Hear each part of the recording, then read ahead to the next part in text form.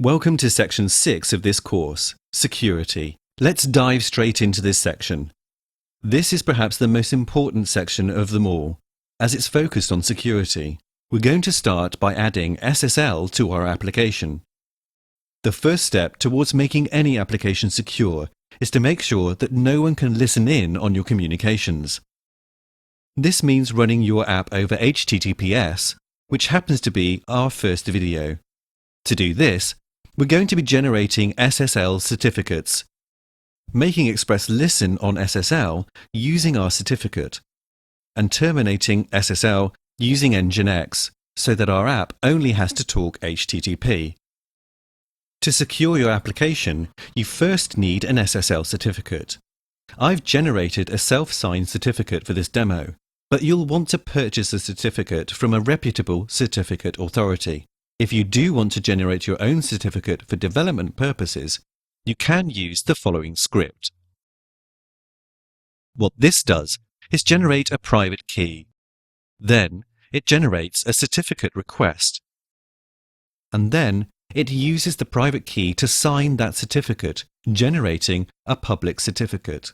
The private certificate is what proves that you are who you say you are, and the public certificate is used to send to the receiving client so that they can verify that you are who you say you are. If you're interested in reading more about SSL, there is a good introduction located at https://timnash.co.uk/guessing-SSL-questions. Once you've run these commands, you should end up with several files.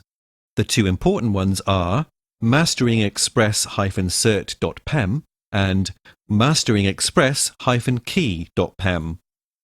Node.js's HTTP module supports HTTP out of the box, which we will use to retrieve our requests and send them onto our app. So let's start by editing bin www, which is where we set up our servers. As you can see, we require HTTP, but now we also need to require HTTPS. We need FS as well, since we need to read the contents of our private and public key files.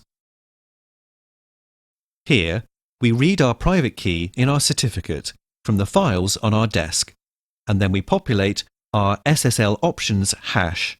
This is something that the HTTPS module in Node.js is expecting. Once we have all this information, we can create a new server as well, just like we did. Server equals http.createServer. We can do server SSL equals https.createServer. We provide our application that we are going to run, but we also provide this SSL options object, which we created just now. This is how we know how to sign our requests to prove that we are who we say we are. Now that we have a server, we need to make it run. So just like before, where we did the server.listen, and then we write the HTTP port from nconf. This time, we're going to do server SSL.listen, and we're going to read a different value from nconf. We're going to read HTTP port SSL. So if we start our application up, we can now see the HTTP config has a new entry. So edit app.js. Search for HTTP.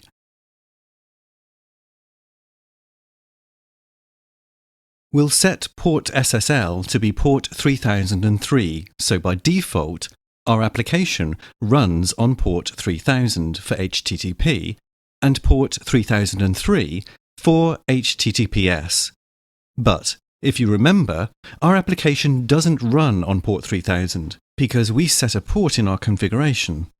Let's add port SSL to our config as well, and we'll say for HTTP it runs on port 8000, and for HTTPS it runs on port 8003. So if we start our application up, we can see now that the HTTP config has a new entry to SSL that has the value of 8003. We can visit our application on port 8000, but if we try to visit our port 8003 over HTTP, it just doesn't respond. If we change this to HTTPS, the application responds instantly. The reason that it says that this is untrusted is because the server certificate is not trusted. The reason for this is because I'm using a self-assigned certificate. Whilst we run our application like this, it's not the most reliable way to do it. The recommended way to run Node.js applications using SSL is to let something else take care of the SSL portion of the request, as whilst the SSL support in Node.js is functional, it is not as performant as other options. In this case, we're going to use Nginx. So let's write our Nginx config. Here, I create a new server block, and what I say is they should listen on port 8081. SSL was enabled, and we find it with the public certificate and private key of our SSL certificate. This is so that the Nginx server can identify itself with us and to all the traffic. Finally, I set up a location block, and it just says, any requests to this server, I want to set a few additional headers, and then I want to pass off any handling away to our app. At this point, Nginx is taking care of the entire SSL configuration, and it's just a plain HTTP request. So when we use proxy pass to pass off to our app, which I've defined here, our application is receiving a plain HTTP request. Our app is known as an upstream. What that is a collection of hosts and ports for requests before we. In this case, I just want to forward the request onto 127.0.0.1 port 8000, which is where our HTTP application is running. One thing I did forget to do is tell proxy pass which protocol to use when passing after our app.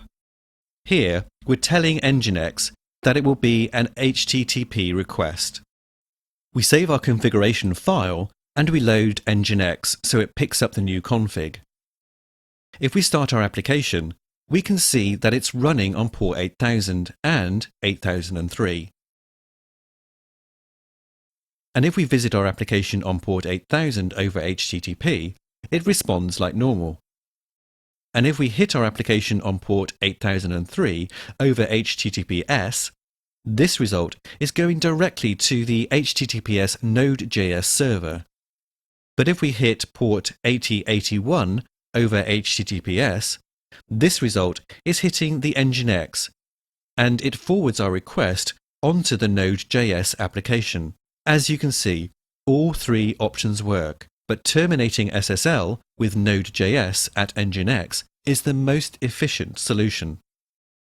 As we know how SSL supports by using Nginx, I'm just quickly going to remove all of the SSL support from our Node.js application.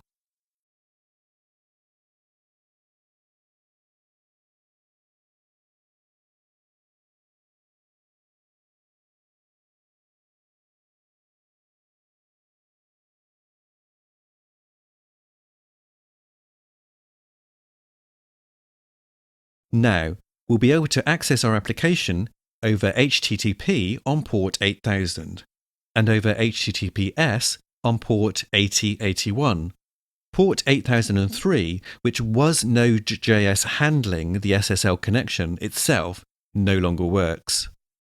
Enabling SSL is the first step towards making our application secure. SSL ensures that all communication between our app and our users can't be intercepted. Express and Node.js can handle SSL, but not as efficiently as other servers such as Nginx. Next, we'll be taking a look at how we can prevent cross-site request forgery. Fortunately, there's middleware available to make it really easy.